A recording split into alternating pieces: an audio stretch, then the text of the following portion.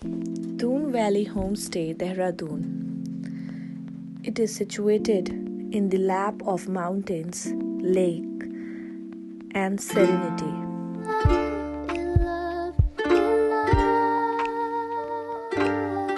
मुलाहजा में मैं फजल इमाम मलिक किसान आंदोलन पर डटे हुए हैं।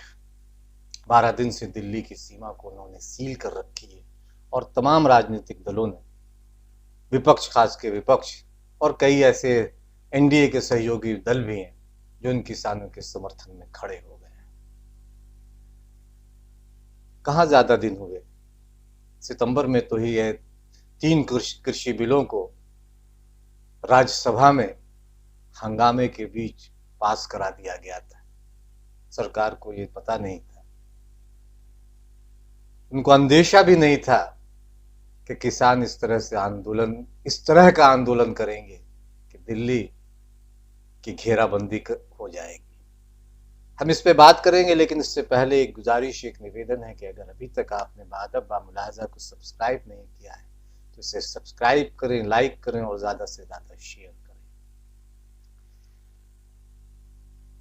किसान आंदोलन पर है, भारत बंद का भी ऐलान उन्होंने किया है और जाहिर है कि तमाम राजनीतिक दलों को इसका समर्थन मिल रहा है। ये अलग बात है कि चैनल जो सरकार के गोद में बैठे हुए हैं वो विपक्ष पे तंज कस रहे हैं, लेकिन वो ये भूल गए कि जब 1985 में चौधरी महेंद्र सिंह टिकैत अपने पूरे दल बल के साथ करीब 5 लाख किसानों के साथ वोट क्लब पे जमा हुए थे, तब भी विपक्ष का कुंभा, चाहे वो चौधरी देवीलाल हो या चंद्रशेखर हो, वोट क्लब पर उनके साथ खड़ा होता था। और फिर यूपीए के शासनकाल में भी जब भाजपा विपक्ष में थी, उनके कई नेता किसानों के प्रदर्शन में शामिल हुए, किसानों के पक्ष में बोले। ये खैर एक अलग चैनलों का एक अलग अपना जो फंडा है, वो अलग तरीके से विपक्ष को निशाना बनाते हैं, लेकिन ज्यादा दिनों की बात नहीं। सितंबर के आखिरी पखवाड़े में ही तो राज्यसभा में उपसभापति हरिवंश ने कृषि बिल को भारी हंगामे और विरोध के बीच पास करा लिया था। सत्तारूढ़ दल भी बम था, सरकार अपने मंत्रियों संतरियों के साथ गले मिल रहे थी और हरिवंश और बड़ी कुर्सी की कतार में या के कतार में कई करीब आ गए थे। वे बड़े पत्रकार रहे हैं, इसे लेकर उनकी खूब आलोचना भी हुई, लेकिन अब लगता है कि हरिवंश ने देश पर बड़ा उपकार किया है। उन्होंने तो एक तरह से देश को जगा दिया। अश्वमेघ का घोड़ा जो सरपट दौड़ रहा था, उसे किसानों ने दिल्ली की सीमा पर बांध दिया। पर सरकार जो सिर्फ अपने मान की बात करती रही, वह कभी दूसरे के मन की बात सुनती ही नहीं थी। अब वो सुनने को कम से कम सुनने की कोशिश कर रही है। दिल्ली के दरवाजे पे बैठे इन किसानों ने इस सरकार को मजबूर कर दिया कि वह उनके किसानों के मन की बात भी सुने। दिलचस्प यह है कि सरकार के साथ बात करने गए किसान अपनी रोटी चावल साथ लेकर गए थे, खाना पंगत में बैठकर खाया, सरकार के दिए गए भोजन को उन्होंने नकार दिया, चाय तक नहीं पी। यह अलग नजीर उन्होंने कायम की है। इस सरकार की हेकड़ी, इस सरकार में जो ऐट था, इस सरकार का जो भौकाल था, इस सरकार का जो अहंकार था, पंजाब के किसानों ने इस सरकार के अहंकार की हवा निकाल दी।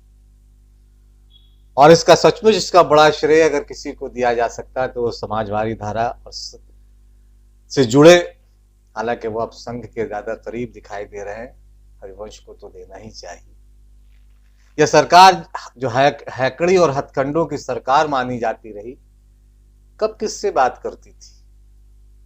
कश्मीर का मामला सामने है, कश्मीर का में जिस तरह से एक घोषित सेंसरशिप आज भी है, हम तमाम देख रहे हैं। सबको निपटा दिया कश्मीर में। सीएए के मुद्दे पर सीए के जो आंदोलन चल रहा था, सीए, एनआरसी और एनपीआर के, इस आंदोलन को भी कुचलने कम कोशिश नहीं की। और अब जब शाहीन बाग को टारगेट किया गया, न सिर्फ दिल्ली के चुनाव में गृह मंत्री से लेकर प्रधानमंत्री तक में, और अब कोरोना काल में सीए और एनआरसी से के आंदोलन से जुड़े प्रमुख लोगों पर जिस तरह से मुकदमे दर्ज किए गए, उससे समझा जा सकता है कि सरकार अपनी हाँ सुनना चाहती है, वो ना पे यकीन नहीं रखती। कई शहरों में, लखनऊ के चौराहों पर भी पोस्टर लगवा दिए थे। क्या किसी सरकार को यह हिम्मत है, देश की किसी सरकार को, कि पंजाब के किसानों का पोस्टर पंजाब या हरियाणा में लगवा सके? दरअसल सरकार से यही चूक हो गई। पंजाब को यह समझ ही नहीं पाए, वह हिंदू मुसलमान के खेल में न फंसा है और न फंसेगा।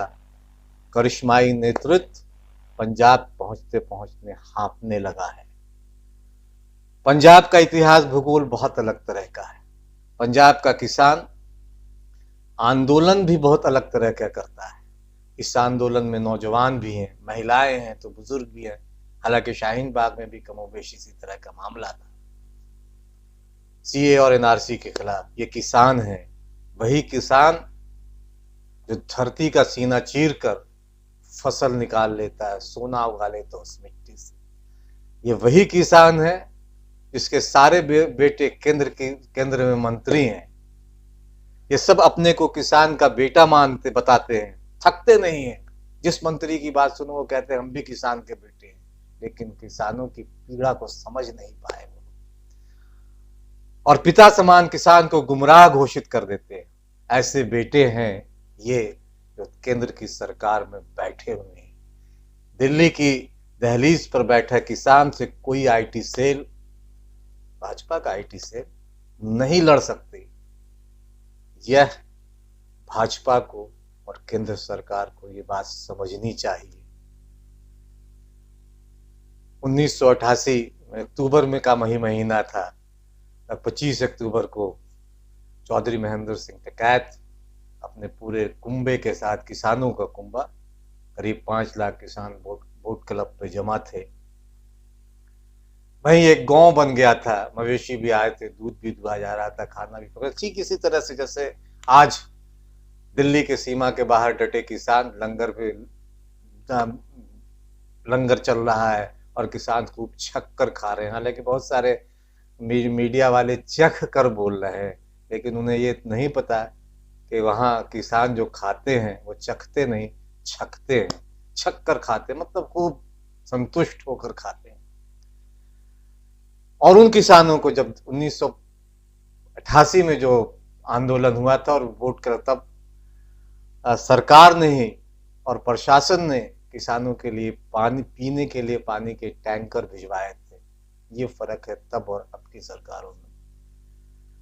हालांकि तब बोतल बंद पानी नहीं था, इसलिए टैंकरों के पानी पीकर ही किसान अपने आंदोलन को जारी रखे हुए थे।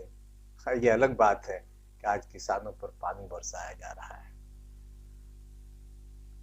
और वो दिल्ली तक न पहुंचे, इसलिए सड़कें काट दी जा रही हैं, कटीले तार बिछाए जा रहे हैं। एक वह दौर था और एक आज का दौर है। पिछले 12 दिनों से किसान आंदोलन कर रहे हैं। कुछ फर्क है उस और इस आंदोलन में।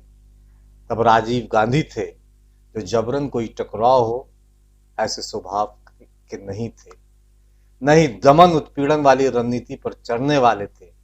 तब विपक्ष में, जैसा कहा मैंने, कि चंद्रशेखर और देवीलाल जैसे ग्रामीण पृष्ठभूमि वाले नेता थे जो आंदोलन का समर्थन कर